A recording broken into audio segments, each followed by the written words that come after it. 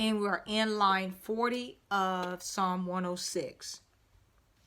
Therefore the wrath of the Lord was kindled against his people, so that he abhorred his own inheritance. And he gave them into the hand of the Gentiles, and those who hated them ruled over them. Their enemies also oppressed them, and they were brought into subjection under their hand. Many times he delivered them, but they rebelled against him by their counsel, and were brought low for their iniquity. Let's elaborate on this stanza. 40. Therefore the wrath of the Lord was kindled against his people. And so in the A part of 40, it sends us to Judges 2:14. Judges 2:14. That says, and the anger of the Lord was hot against Israel, so he delivered them into the hands of plunderers who despoiled them, and he sold them into the hands of their enemies all around, so that they could no longer stand before their enemies. All right, and so God, put judgment. That was his judgment against them.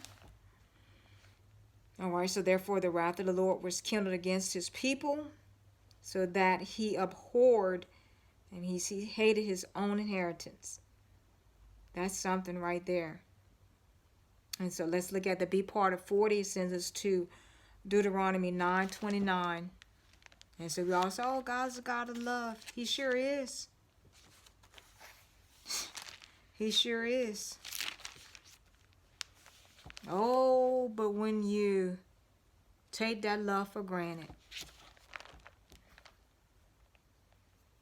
Deuteronomy 9:29. 9:29. That says, yet they are your people and your inheritance, whom you brought out by your mighty power and by your outstretched arm. Yeah, they are. I just corroborate that. And then so 32:9 says, make sure that was it. 32:9, 9:29 and 32:9. 32:9 says, for the Lord's portion is his people. Jacob is a place of his inheritance. And so that just corroborate who his inheritance is. And he abhorred that. He abhorred them. 41. And he gave them into the hand of the Gentiles, and those who hated them ruled over them. So they always want to run to some other gods and serve them other people, but they don't mean them any good. Any good. Judges 2:14. And we just read that already about that. But we'll read it again. Apparently we have to keep reading it because we're not getting it.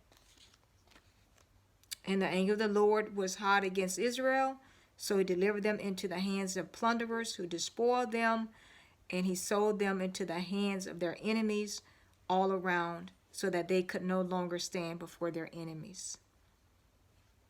So you want to go against God? He gonna go against you. You want to hang around the enemy? Here you go.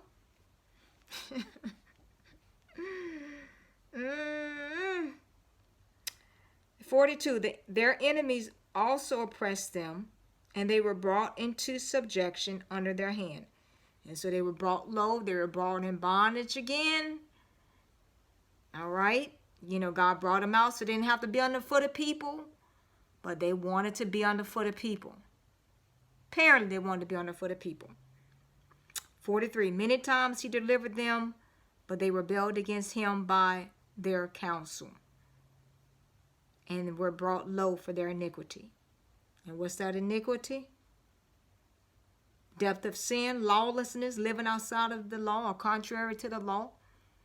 So let's look at Judges 2:16.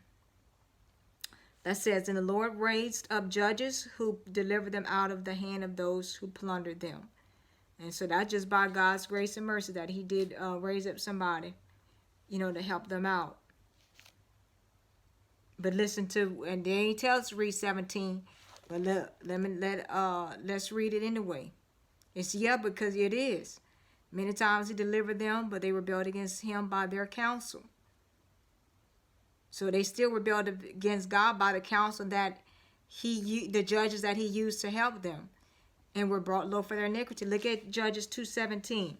Yet they would not listen to their judges, but they played the harlot with other gods and bowed down to them.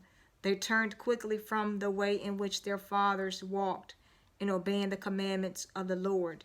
They did not do so. Iniquity, not even following the commandments, that lawlessness. All right, and so let's pause here. We'll pick it up in our next stanza.